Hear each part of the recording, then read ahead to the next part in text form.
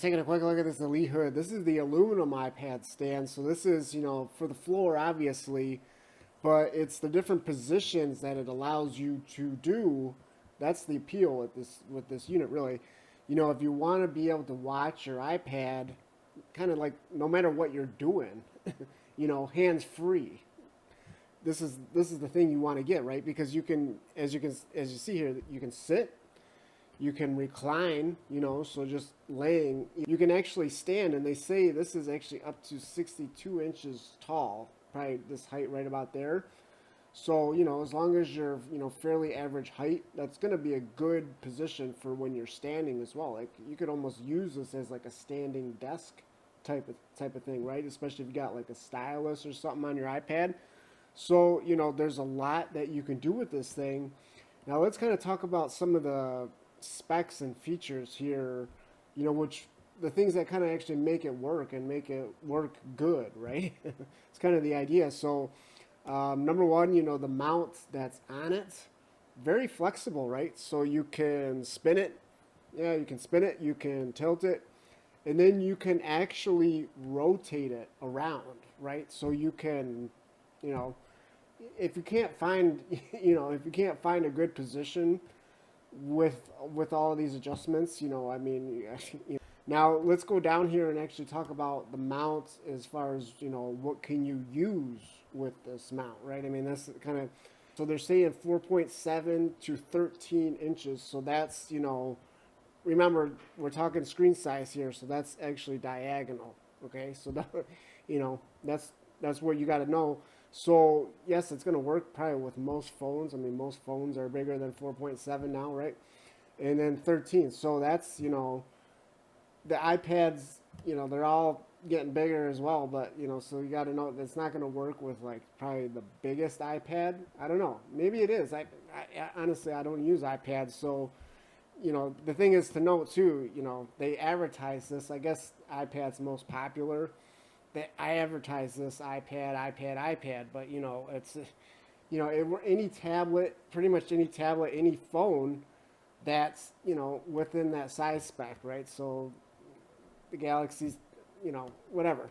So let's just kind of go down here and actually talk about, the overall design of this unit. So, number one is it's got this aluminum, yeah, here we go. It's got this aluminum gooseneck, okay, gooseneck design to it, the arm on it, right? Which basically means you can bend it, you can put it anywhere you want, and then it kind of stays in that position, supposedly. That's what's going to allow you to get it into the position you want, right? And then you can always just swivel whatever you want to do with the mount. You can do that to kind of really fine tune it, right?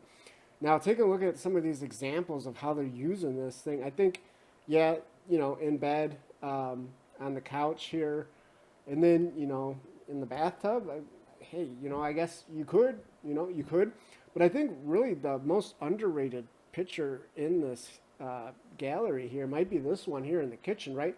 This is just a super good idea for, when referring back to recipes when you're cooking, right? Because you don't want to have the iPad on the counter taking up space, or, you might spill something on it, right? So, it's just, I think this is just an awesome idea. I think I would buy it just for that, Now let's talk about the base here, because this is kind of the key thing that's going to make this whole thing work, right?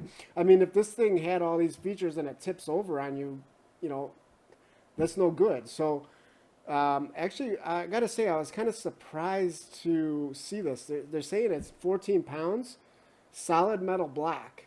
And remember, this isn't just, the company having to spend more money to manufacture it. The heavier it is, the more material, the more money it's going to cost them.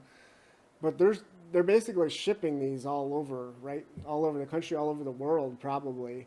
So that's a huge factor. So for them to actually, go the extra mile and make this 14 pounds, I mean, a 15-pound dumbbell. The reason it's not going to tip over is because of how heavy that is, right? So you can really reach that arm out. You can extend it, even with, they said, some of the bigger iPads. It's not going to be an issue. Yeah, 14 pounds, that's, pretty good. Now the rest of it, the arm and stuff is aluminum too, to make that part lightweight, so it doesn't, it doesn't subtract from the iPad, right? I mean, it's not gonna. You can put a pretty heavy iPad on it, and it'll still be no problem, right? Now, upgrade that they made here that they mention, zero point 0.8 of an inch. We'll have to zoom in there. It used to be 0.6 of an inch, so that's the actual, gripper, the width of the gripper. And right here, you can actually see it's this part of the device. How far that sticks out.